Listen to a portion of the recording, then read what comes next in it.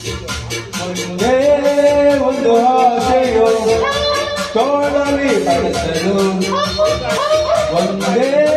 ಒಂದು ಬಯಕೆಯೋ ನಿನ್ನ ಮುದ್ದಾಡಲು, ನಿನ್ನ ಮುದ್ದಾಡಲು